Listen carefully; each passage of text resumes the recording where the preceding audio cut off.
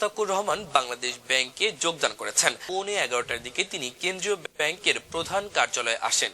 এ সময় deputy governor সহ বাংলাদেশ ব্যাংকের শীর্ষ পর্যায়ের কর্মকর্তারা তাকে গ্রহণ করেন। ভেতরে প্রবেশের আগে গভর্নর সাংবাদিকদের বলেন, আগে কাজ পরে কথা হবে। গতকাল বুধবার আহসান এইচ মনসুরকে সরিয়ে নতুন গভর্নর হিসেবে ব্যবসায়ী মুস্তাকুর রহমানকে নিয়োগ দেওয়া হয়। এই নিয়োগটি দেওয়া হয়েছে just after 10 days of BNP-led government assumed power where they got 2/3 majority in 12 February's elections. Government moved quickly to reshape key institutions. Within just 10 days, the administration issued a governmental order to replace the governor Bangladesh Bank এবং সেই governor এই সরকার replace করছে যে ইউনূস সরকারের আমলে যে অর্থনৈতিক দুরবস্থার মধ্যে শেখ হাসিনা রেখে গিয়েছিল।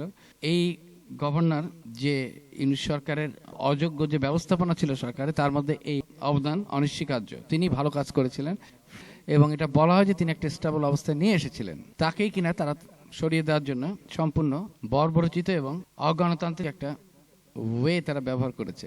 and such rapid executive actions especially in monetary and financial leadership is unusual in a democratic government and it raises important questions about independence, merits and conflict of interest in regulatory institutions. তিনি নিয়োগ পান। এই পদ্ধতিতে এবং যে পদ্ধতির পরবর্তীতে তার যে প্রতিক্রিয়া আমরা দেখেছি সেটিকে বলা যেতে পারে যে it's a kind of mob. যে মবের প্র্যাকটিস বাংলাদেশে 1.5 বছরে ইউনূস সরকার প্রতিষ্ঠা করেছিল, তার একটা নতুন রূপ আমরা দেখেছি। একদিকে গভর্নরকে সরানো এবং তার উপদেষ্টাকে সরানোর জন্য বাংলাদেশ ব্যাংকের ভিতরে একটি বিশৃঙ্খলতা তৈরি করা হয়েছে। একই সাথে তার যে নিয়োগটি ছিল চুক্তিভিত্তিক নিয়োগ, সেটি বাতিল করা হয়েছে এবং পরিস্থিতি এমনই করা হয়েছে যে তাকে 2 ঘন্টার মধ্যে বাংলাদেশ ব্যাংক ত্যাগ করা লেগেছে। বাংলাদেশ ব্যাংকের গভর্নরকে যদি নির্বাচিত একটি সরকারের কর্মকাণ্ডের জন্য 2 ঘন্টার মধ্যে ওই ব্যাংক থেকে বের হয়ে যাওয়া লাগে, তাহলে এই দেশে কোনো চাকরিজীবী বা কোনো একটি পদে থাকা সরকারি বা বেসরকারি কেউই তো তার পদ পদবি এবং অবস্থান নিয়ে সে আশঙ্কা মুক্ত না। সরকার চাইলে যে কোনো মানুষকে ঘাট ধরে বের করে দিতে পারে। প্রশ্নটা আসতেছে, এই ধরনের একটি ক্ষমতা নেওয়ার 2-3 দিনের মধ্যে এই ধরনের একটি পদক্ষেপ বিএনপি কেন নিল? এর পিছনে অনেক ব্যাখ্যা আছে, অনেকগুলো ব্যাখ্যাই হয়তো আস্তে আস্তে আরো সামনে আসবে।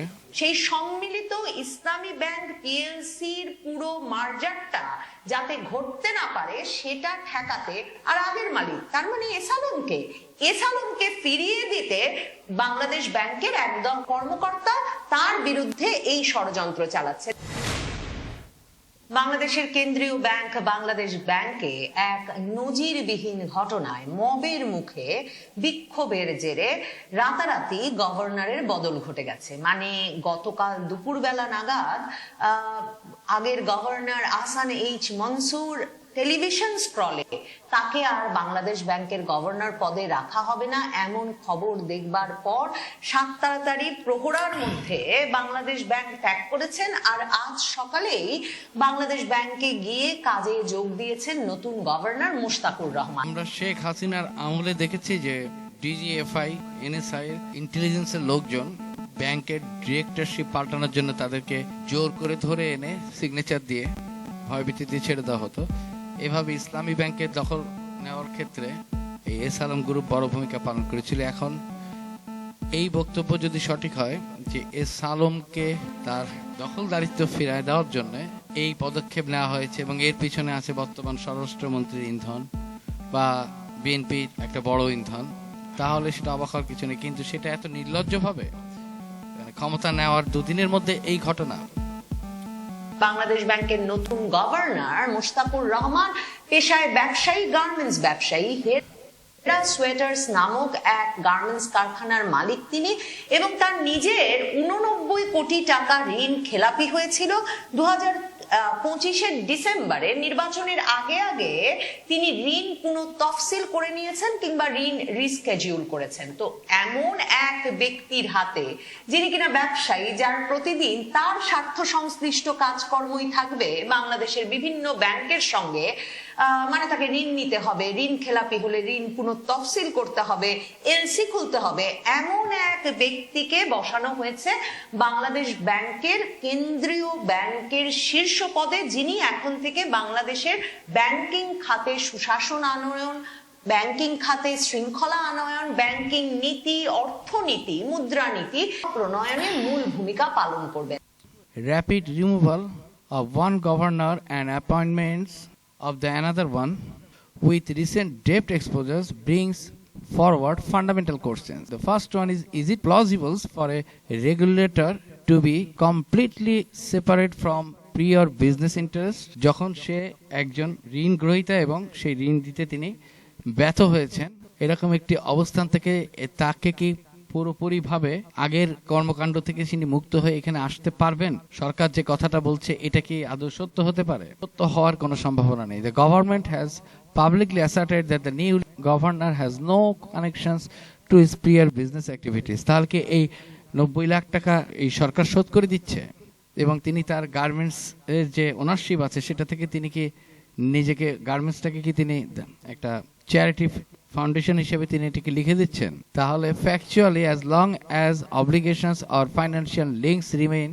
unresolved, it is difficult to argue that the individual is free of potential conflict or interest. তিনি তো আইনগতভাবে একজন এখন আইনের অধীনস্থ একজন ব্যক্তি, তাকে এই অর্থ পরিশোধ করতে হবে এবং সেই অর্থটি তিনি নিয়েছেন ব্যবসা করার জন্য, বিজনেস পারপাস, এবং সেখানে তিনি আবার শর্তভঙ্গ করেছেন, চুক্তি ভঙ্গ করেছেন। And in banking regulations, full separations from prior financial ties, particularly unresolved loans, is a cornerstone of credibility and trust. A central bank governor must not only enforce banking law and supervision, but also appear free of any past business entanglement that might create conflict of interest and also biased decision making. Can a borrowing background undermine impartial regulations? A critical concern is whether someone who has been borrower or large loans potentially owing hundreds of crores can impartially oversee the very systems that once extended credit to him or his business. Even if legality cleared, the public perceptions of conflict remain a governance issue. In established democracy, central bank leadership is usually filled by individuals whose careers are rooted in monetary policy, economics, central banking or government finance, not commercial lending or major corporate debt. To put it in context, here are examples from other countries. আমরা অন্যান্য দেশের বর্তমান যে state regulatory ব্যাংকগুলো আছে সেদিকে তাকালে আমরা কি দেখব United states the federal reserves is typically a highly experienced economic or public servant, often with a PhD in economics and years of academic or policy experience. The current federal chair যার নাম হচ্ছে Jerome Powell has degree from Princeton University and professional experience in financial regulations and policy rather than commercial banking আর business ownerships. আমরা যদি ইন্ডিয়ার দিকে তাকাই, বর্তমানে যে সর্বোচ্চ পজিশনটি আছে bank of India, India's central bank governors usually career economists, former bureaucrats or finance specialists with decades of policy or regulatory experience. For example, Shaktikanto Das, appointed RBI governor in 2018, came from a distinguished career in the Indian administrative service with experience in finance and economic sectors, not personal commercial ventures. যদি United কিংডমের দিকে তাকানো যায় দেখা যাবে যে the Bank of England governor is normally someone with an established track record in economic policy, financial regulations or international finance. These leaders typically hold advanced degree and have long public service or regulatory careers, a background chosen to uphold monetary independence. Even Pakistan, Nepal or European Union, এই সবগুলো দেশের যে governor যে পোস্টটা আছে একই ধরনের criteria maintain করে। খুবই আশ্চর্যের বিষয় হচ্ছে যে এখনো পর্যন্ত পৃথিবীর কোনো দেশে কোনো রেগুলেটরি ব্যাংক বা স্টেট ব্যাংক বা গভর্নমেন্টাল রেগুলেটরি ব্যাংকের প্রধান ব্যক্তি কখনো কোনো বিজনেস পারসন কিংবা ব্যবসায়িক সম্প্রদায় থেকে আসেনি। কখনো কখনো বোর্ড অফ ডিরেক্টরে একজন দুজন থাকতে পারে অ্যাজ এ ডিরেক্টর হিসেবে, যারা কখনো ছিলেন এরকম, তারাও কন্ট্রোভার্সি তৈরি করেছেন এবং ওই দেশের ইকোনমির জন্য তারা কন্ট্রোভার্সিয়াল প্ল্যানকে তারা ইম্পোজ করার চেষ্টা করেছেন, যেটা আলটিমেটলি তাদের ইকোনমিকে ক্ষতিগ্রস্ত করেছে। Central bank governor is not a routine personal change, it reflects A countries commitment to stable monetary policy, financial integrity, and public trust in the banking system. So when such a critical role is reshaped within an unusually short time frame, just 10 days after coming to power, and it inevitably triggers questions about institutional independence, conflict of interest, safeguards, merit and qualification standards, then another thing is public confidence in financial regulation. যেখানে banking ব্যবস্থা শেখ হাসিনা নষ্ট করে দিয়ে গেছে, ব্যাংকগুলো কিছু ব্যবসায়িক সম্প্রদায় এবং ইন্টেলিজেন্সদের দখল করে সেটাকে লুট করে প্রায় দেউলিয়ার পথে নিয়ে গিয়েছে, সেখানে খোদ বাংলাদেশ ব্যাংকে এইভাবে, তাও একজন অজানা ব্যক্তিকে, অজানা ব্যবসায়ীকে এনে 10 দিনের মধ্যে ক্ষমতা পাওয়ার বসিয়ে দেওয়া, আসলে কি ধরনের ভবিষ্যৎ, অন্ধকার ভবিষ্যৎ অর্থনীতির কথা আমাদেরকে মনে করিয়ে দেয়, সেটা আসলে বলা খুবই কঠিন একটি বিষয়। তবে এটা কখনই কোনো ভালো ভবিষ্যতের ইঙ্গিত দেয় না। এটা বোঝার জন্য কাউকে কিন্তু অমর্ত্য সেন হওয়ার প্রয়োজন হবে না বলেই আশা করি। তবে আলোচনায় ঠাঁই হয়নি আলোচিত সমালোচিত 5 ব্যাংকের একীভূতকরণ। এদিকে ডক্টর মনসুর সময়কালের আর্থিক খাতে সংস্কারের নীতি চালু রাখতে চান নয়া গভর্নর। সুশাসনই যখন মুখ্য, তখন সদ্যবিদায়ী গভর্নর ডক্টর আহসান এইচ মনসুরকে ঘিরে উত্তেজনা, নানা পদে রদবদলের মতো ইস্যুতে গভর্নরের ভাবনা কি? গভর্নর মহোদয়ের কোনো সিদ্ধান্তের বিরুদ্ধে ক্ষোভ প্রকাশ করার কারণে সরকার তাকে সরিয়ে দিয়েছে, নিশ্চয়ই এমনটি বিষয় না। কর্ম পরিবেশ বিনষ্ট করে অকারণে কেন্দ্রীয় ব্যাংকের ভিতরে মব সৃষ্টির মতো উদ্যোগ যাতে কখনোই কেউ করার ভবিষ্যতে সাহস না পায়, সেই পরিস্থিতিটা। ইনি একজন বাংলাদেশ ব্যাংকের স্পোকসম্যান। গভর্নর সারাদিনে যেদিন তিনি অ্যাপয়েন্টেড হয়ে ব্যাংকে আসেন কোনো কথা বলেননি, তার হয়ে কথা বলছে। তিনি যে কথাটি বলছেন যে যাতে কেউ মব সৃষ্টি করে, এই সাহস না পায়, এটা সরকারের একটা উদ্যোগ। কিন্তু মব সৃষ্টি করেই তো সরকার তাকে বসালো। একদিকে বাংলাদেশ ব্যাংকের মধ্যে এই আগের গভর্নরের বিরুদ্ধে মব তৈরি করা হলো, তিনি যে রিফর্মগুলো করছিলেন এটা যাদের পছন্দ হয়নি তারাই মবটা করেছে, তাদেরকে আর উস্কে দিয়ে আবার অন্য দিক থেকে গভর্নরকে সরানোর জন্য ইমিডিয়েট সরকার একটা নোটিশ জারি করলো। শুধু এখানে তারা অপসারণের কথা বলে ক্ষান্ত হয়নি, অপসারণের কথা বলে এমন একটি আতঙ্ক তারা তৈরি করেছে যাতে গভর্নর কোনো ধরনের রুটিন প্রসিডিওর ফলো করে তিনি এই পদ থেকে বিদায় না নিতে পারেন। পদ থেকে একজন তো চলেই যাবে, তিনি তো সারা জীবন থাকবেন না, কিন্তু তাকে 2 ঘন্টার মধ্যে ব্যাংক ছাড়তে বাধ্য করা হয়েছে ভিতরে মব তৈরি করে। কিন্তু উনি যে কথাটি বললেন, গভর্নমেন্ট আর কখনো মব তৈরি করতে চান না, তাহলে কি মব আগের গভর্নর তৈরি করেছিলেন? কেন্দ্রীয় ব্যাংক এনশিওর করবে। গভর্নরের হয়ে এদিন সাংবাদিকদের প্রশ্ন সামলেছেন বাংলাদেশ ব্যাংকের মুখপাত্র আরিফ হোসেন খান। কারণ এদিন সকাল গড়িয়ে দুপুর নয়া গভর্নর মিস্টার মুস্তাকুর এড়িয়ে চলেছেন গণমাধ্যমকে। মুখপাত্র জানালেন কেন সংবাদ মাধ্যমকে এড়িয়ে যাওয়া। এখন যেহেতু উনি রেগুলেটর হয়েছেন কেন্দ্রীয় ব্যাংকের গভর্নর, তার মুখ তা আগের চেয়ে আরো কম সচল থাকবে। উনি বলছেন বাংলাদেশ ব্যাংকের স্পোকসম্যান যে তার মুখটি আগের থেকে অনেক কম সচল থাকবে। আগে ওনার মুখ কোথায় সচল ছিল? উনি তো একজন এন্টারপ্রেনার বা সরকারের কোনো ডিপার্টমেন্ট থেকে উনি আসেননি, উনি তো কোনো পাবলিক ফিগার না, তাহলে ওনার মুখ আগে সচল ছিল, এখন কম সচল থাকবে, এই কথার অর্থ আসলে পরিষ্কার না। যখনই স্বচ্ছতা এবং জবাবদিহিতা থাকে না, যখন ইল মোটিভ বা একটা ম্যালিশিয়াস ইন্টেনশন কাজ করে, তখনই এই ধরনের সাংবাদিক সম্মেলনে কথা যখন মানুষ বলে কারো হয়ে সরকারের কোন এজেন্সি থেকে, তখন এই ধরনের উদ্ভট কথাবার্তাগুলো সামনে আসে। $1 মিলিয়ন করে ঘুষ নিয়ে ঢাকাতে তাইওয়ানের ভিসা অফিস খুলেছিল এবং চীন এটা সহ্য করবে না। চীন সহ্য করেনি, খালেদা জিয়া বিপদে পড়লেন, চীন এগিয়ে আসে না। হাসিনা যখন ভারতের সঙ্গে ওই তিস্তা চুক্তির ব্যাপারে বলল ভারতকে প্রায়োরিটি দিবে, চীন তাকে পত্র পাঠে 3 দিনের সফর একদিনেই হাসিনাকে ফেরত পাঠিয়ে দিল। ইতিহাস হাসিনা এর ভেতরেই পড়ে গেল। এখন মিস্টার তাইওয়ান ওই পরিকল্পনাই করছে, মাকে ডুবিয়েছেন খালেদা জিয়াকে, এখন তারেক রহমানের সরকারকে তিনি এই বিদেশিদের টাকা পয়সা খেয়ে, আমি তো মনে করি উনি আসলে এই বর্তমান সময়ে এই বিএনপি 12 ফেব্রুয়ারি ইলেকশনে নির্বাচিত হয়ে আসার পর যে গুরুত্বপূর্ণ মন্ত্রীরা আছেন তাদের মধ্যে একজন মন্ত্রীকে উনি এখানে হাইলাইট করছেন, যদি তিনি তার নাম বলেননি, যে তিনি খালেদা জিয়াকে এক সময় তার সরকারকে বিপদে ফেলেছিলেন, তাইওয়ানের এম্বাসি তৈরি করে। এইবার সে এই বাংলাদেশ ব্যাংকের গভর্নরকে এভাবে অপসারণ করে এবং নতুন একজনকে সম্পূর্ণ অদক্ষ এবং একজন ব্যবসায়ীকে এনে বাংলাদেশ ব্যাংকের গভর্নর পদে বসিয়ে তিনি তারেক জিয়াকেও ডুবাবেন। ভারতও তাকে মোটা টাকা দিয়েছে, যে জন্য আরো যোগ্যতর ব্যক্তি থাকা সত্ত্বেও তাকে এই গুরুত্বপূর্ণ মন্ত্রণালয়ে নিয়োগ করলেন তারেক রহমান সাহেব। এবং এই মিস্টার তাইওয়ান ছবল মারলেন কিভাবে? তিনি বাংলাদেশ ব্যাংকের যে গভর্নর, যাকে আমি বলছি 2 নম্বর বাটপার, এই 2 নম্বর বাটপার ডক্টর আহসান মনসুর কে প্রসারণ করে রাতারাতি সরিয়ে দিয়ে তার জায়গায় 3 নম্বর বাটপার একজন গার্মেন্ট ফ্যাক্টরি ওনার, সোয়েটার কোম্পানির মালিক মুস্তাকুর রহমানকে উনি বাংলাদেশ ব্যাংকের গভর্নর নিয়োজিত করে দিলেন। এই একদিনের ভেতরেই এই 25 তারিখে ঘটনাটা ঘটল, বুধবার 25শে ফেব্রুয়ারি।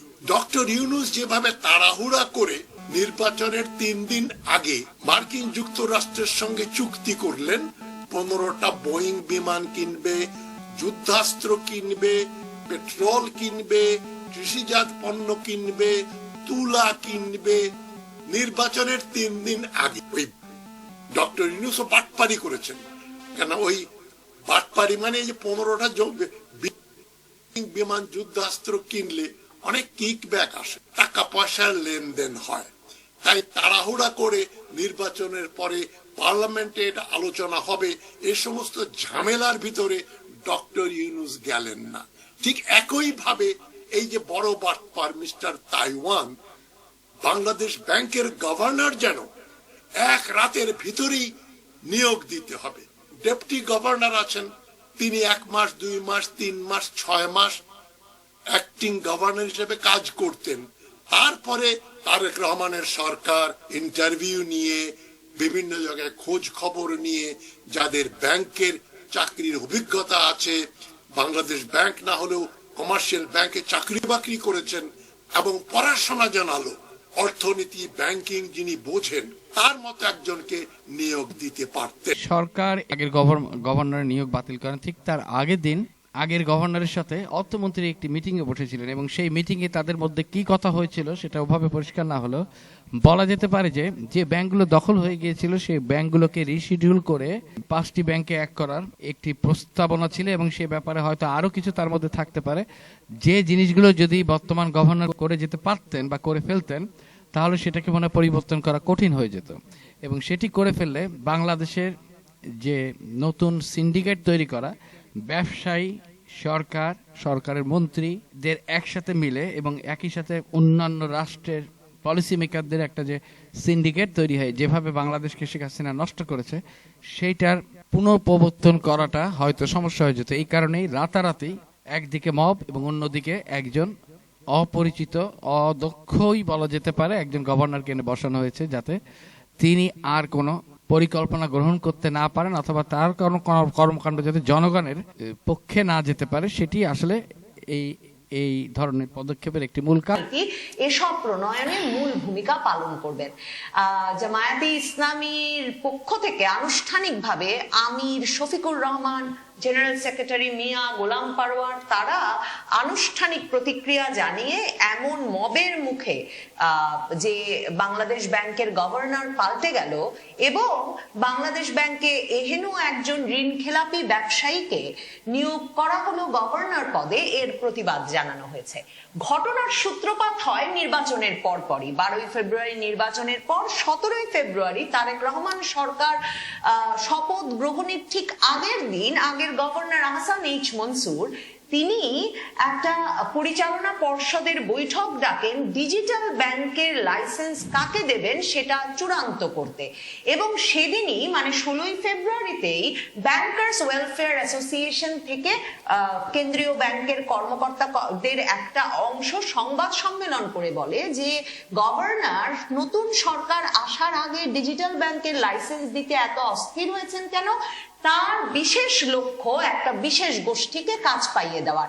গভর্নর আহসান এইচ মনসুর আগে ব্র্যাক ব্যাংকের চেয়ারম্যান ছিলেন এবং বাংলাদেশ ব্যাংকের সেই কর্মকর্তারা সন্দেহ প্রকাশ করেন ব্র্যাক ব্যাংকের বিকাশকে কাজ পাইয়ে দিতেই আহসান এইচ মনসুর নতুন সরকার আসার আগে তৎপর হয়ে উঠেছেন এবং সেদিন পরিচালনা পর্ষদের বৈঠকে উপস্থিত পরবর্তীতে যিনি নতুন প্রধানমন্ত্রী তারেক রহমানের অর্থ উপদেষ্টা হবেন, তিনি তখন বাংলাদেশ ব্যাংকের পরিচালক অধ্যাপক রাশেদ আল মাহমুদ তিতুমির উপস্থিত। তিনি ওই পর্ষদের বৈঠকেও প্রতিবাদ জানান যে কেন তারেক রহমান সরকার আসার আগেই আহসান এইচ মনসুরকে ডিজিটাল ব্যাংকের লাইসেন্স দিতে অস্থির হতে হবে। সেখানেই সেই বিষয়ে সিদ্ধান্ত থেমে যায়।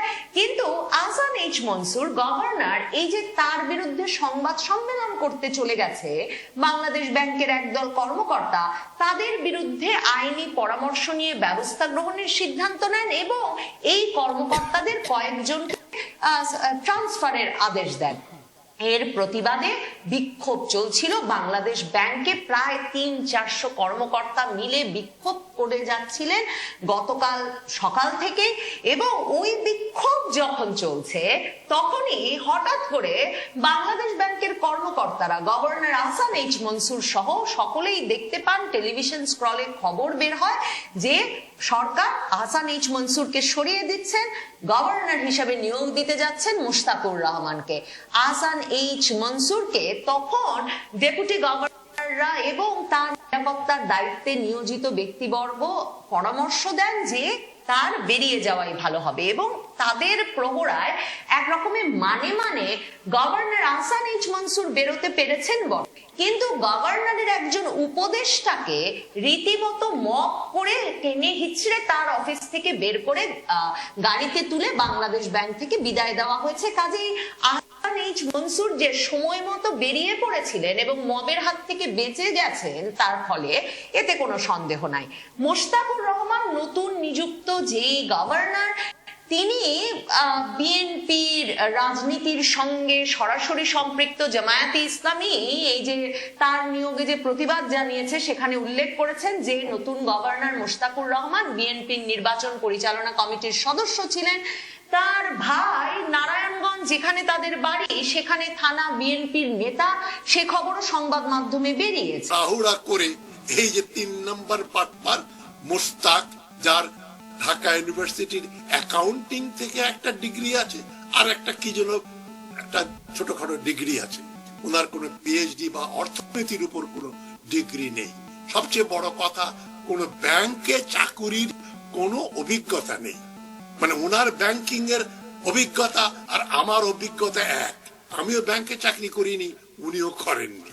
এই হচ্ছে তার ক্রেডেনশিয়াল।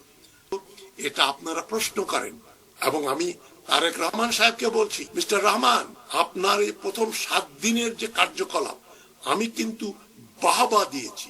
আমি একটা ভিডিও করেছি যে সংকট কাটিয়ে বাংলাদেশ এগুচ্ছে। চীন এবং বাটপারের জন্য বলবো যে এই যে মোশতাকুর রহমানের বিরুদ্ধে 90 কোটি টাকার খেলাপি ঋণের অভিযোগ আছে। অভিযোগ মানে কি? প্রমাণ আছে। এবং তিনি সেখান থেকে 2% রিশিডিউল করেছেন। 2% রিশিডিউল করে পেমেন্ট দিয়ে ব্যাংকের কাছ থেকে ঋণ খেলাপির লিস্ট থেকে তার নাম তুলে ফেলেছেন। কিন্তু আবার 2% জায়গায় মাত্র 1% দিয়ে তিনি ঋণ খেলাপির হাত থেকে বেঁচে গেলেন। পরিকল্পনাটা কিন্তু খুবই ক্লাসিক্যাল, যেটা সব ঋণ খেলাপিরা করে। আপনি 500 কোটি টাকা, 1000 টাকা, 100 কোটি টাকা ধার নেবেন, 10 কোটি শোধ করবেন, 20 কোটি শোধ করবেন, তারপর ওই টাকা চক্রবৃদ্ধি হারে বৃদ্ধি পাবে, আপনার ব্যবসা বাণিজ্য প্রসার হবে। তারপরে আপনি একদিন বলবেন আর তো দেব না, কি করবি? ঘুষ দেবে, বিচারক ঘুষ খায়। ভীষণ ঘনিষ্ঠ প্রধানমন্ত্রীর অর্থ উপদেষ্টা অধ্যাপক রাশেদ আল মাহমুদ তিতুমির আর অর্থমন্ত্রী আমির খসরু মাহমুদ চৌধুরীর, সে খবরও বিএনপিরই বিভিন্ন। আর অর্থমন্ত্রী আমির খসরু মাহমুদ চৌধুরী বলেছেন নতুন সরকার এসেছে, নানা পদে পরিবর্তন আসবে, সেটাই স্বাভাবিক। কিছু পরিবর্তন হয়েছে, গভর্নর পদেও পরিবর্তন এসেছে, আরো পরিবর্তন হবে। কাজে এই যে দলীয় লোককে কিংবা ব্যবসায়ী একজনকে, যার আবার ঋণ খেলাপির বিষয় ছিল, যার মাত্র ঋণ পুনঃতফসিল হয়েছে, এমন প্রশ্ন উঠিয়েছে জামায়াতে ইসলামী যে একটা ছোট প্রতিষ্ঠান, মানে তার সোয়েটার কারখানাটা তিনি যখন ঠিকঠাক মতো চালাতে পারেন নাই, তখন তিনি বাংলাদেশের সব ব্যাংক, মানে পুরো ব্যাংকিং খাত, অর্থ খাতে কি করে সুশাসন আনয়ন করবেন আর শৃঙ্খলা ফেরাবেন, সে প্রশ্ন তো তুলতে হয় সে কথা বলেছে জামায়াতে ইসলামী। আমরা জানি যে আওয়ামী লীগ প্রাইভেট ব্যাংকগুলো এবং কিছু রাষ্ট্রায়ত্ত ব্যাংক যেমন অগ্রণী ব্যাংক, জনতা ব্যাংকে দখল করে সেখানে তাদের অনুগত ব্যক্তিবর্গকে হাজার হাজার কোটি টাকা ঋণ পাইয়ে দিয়ে সেই টাকার একটা বড় অংশই বিদেশে পাচার করেছে। এভাবে বাংলাদেশের অর্থনীতি এবং ব্যাংকিং ব্যবস্থাকে ধ্বংস করে দিয়েছিল। কিন্তু মজার বিষয় এবং আশ্চর্যের বিষয় হচ্ছে এই সরকার ক্ষমতায় এসে 10 দিনের মধ্যে তার সেই পূর্বতম আওয়ামী লীগ সরকারের কুনজির বা কালো অধ্যায়কে পাশ কাটিয়ে ডিঙ্গিয়ে সরাসরি রাষ্ট্র পরিচালনার অর্থাৎ রেগুলেটরি ব্যাংকে দখল প্রতিষ্ঠা করার জন্য তাদের মনোনীত একজন ব্যক্তিকে সকল নিয়ম নীতি তোয়াক্কা না করে সকল যে দৃষ্টান্তগুলো পৃথিবীতে আছে ব্যাংকিং সেক্টরে এই ধরনের রাষ্ট্র ব্যাংকে, রাষ্ট্রের প্রধানতম ব্যাংকে, রেগুলেটরি ব্যাংকে প্রধান ব্যক্তি নিয়োগের ক্ষেত্রে তাকে বৃদ্ধাঙ্গুলি দেখিয়ে তারা তাদের মনোনীত একজন ব্যক্তিকে বসিয়ে দিল। তিনি না একাডেমিক্যালি যোগ্য, না তার যে অভিজ্ঞতা আছে সেটির দিক থেকে তিনি এখানে যোগ্য, একইভাবে তার রাজনৈতিক অ্যাফিলিয়েশন যেটা আমরা জানতে পাচ্ছি সেটি তার অযোগ্য। অর্থাৎ এখানে শুধু কনফ্লিক্ট অফ ইন্টারেস্ট না, এখানে অযোগ্যতা, রাজনৈতিক প্রভাবের চরম একটা নজির আমরা দেখতে পাচ্ছি এবং অযোগ্য ব্যক্তিকে বসিয়ে দিয়ে একইভাবে আহসান এইচ মনসুর যে সংস্কারগুলো করছিলেন সেগুলোকে থামিয়ে দেওয়া যাতে জনগণের পক্ষে না যায় সেটাকে সেই দিকে প্রবাহিত করার জন্য এই কাজ করেছে। এবং এর পিছনে আরেকটি নাম চলে আসছে, সেটি হচ্ছে এস আলম। আমার মতে সবচেয়ে গুরুত্বপূর্ণ আর তাৎপর্যপূর্ণ ইঙ্গিতটা দিয়ে গেছেন বিদায় নিতে হওয়া governor doctor Ahsan H Mansur.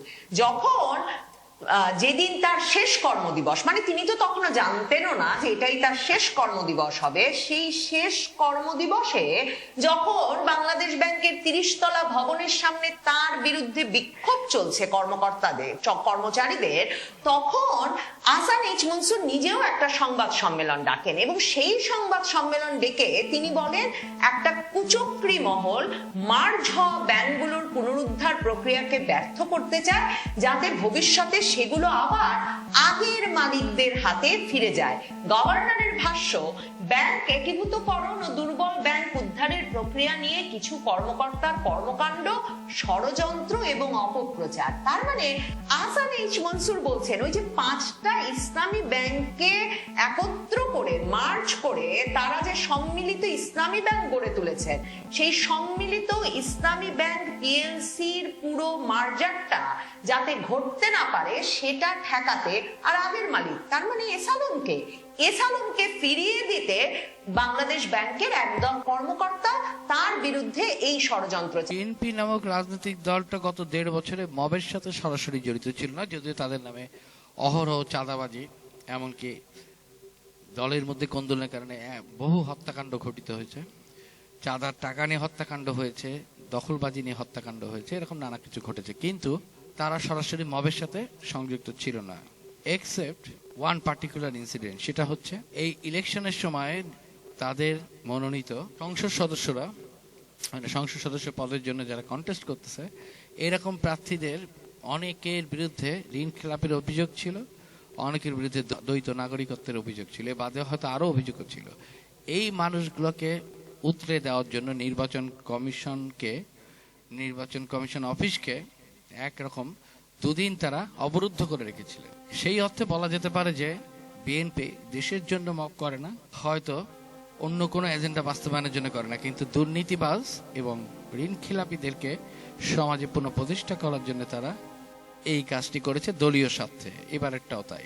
এখন প্রশ্ন হচ্ছে, এখানে এস আলম চলে আসলে বর্তমান স্বরাষ্ট্রমন্ত্রী তার ভূমিকা থাকতে পারে, চিটাগাংয়ের আরেকজন আছেন যিনি বর্তমানে অর্থমন্ত্রী, তার ভূমিকা থাকতে পারে, এবং আওয়ামী লীগের কুচক্রী মহলের ব্যবসায়ী যারা ছিলেন, ব্যবসায়ী অংশটা, তাদের সম্মিলিত উদ্যোগ থাকতে পারে। 2 নম্বরই ঋণ খেলাপি এবং লুটেরাদের জন্য একটা প্রতিবন্ধকতা তৈরি করেছিলেন।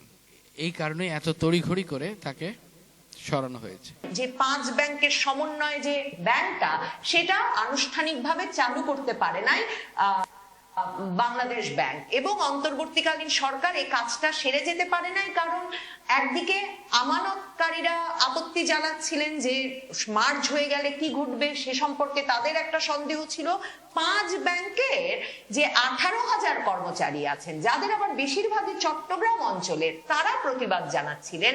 আর যে 5টা ব্যাংক একীভূত করে এই সম্মিলিত ইসলামী ব্যাংক তৈরি করতে চাচ্ছিল অন্তর্বর্তীকালীন সরকার, governor Ahsan H Mansur, Exim bank, social Islami bank, first security Islami bank, union bank ও গ্লোবাল ইসলামী ব্যাংক, একমাত্র এক্সিম ছাড়া বাকি সবগুলো ব্যাংকের নিয়ন্ত্রণ ছিল চট্টগ্রামের এস আলম গ্রুপের হাতে। একীভূতকরণের বিরুদ্ধে উচ্চ আদালতে যেমন রিট আবেদন দায়ের করে রেখেছে এক্সিম ব্যাংক এবং সোশ্যাল ইসলামী ব্যাংকের উদ্যোক্তারা, সোশ্যাল ইসলামী ব্যাংকে যেমন পুরনো উদ্যোক্তার কাছে ফেরত দেওয়া হয়েছে, কিন্তু first security Islami bank, global Islami bank, union ব্যাংকের উদ্যোক্তারাও রিট করার উদ্যোগ নিচ্ছেন এবং তাদের পেছনে এই 3 ব্যাংকের মালিকানা এখনো মূলত এস আলম গ্রুপের হাতেই আছে। কাজে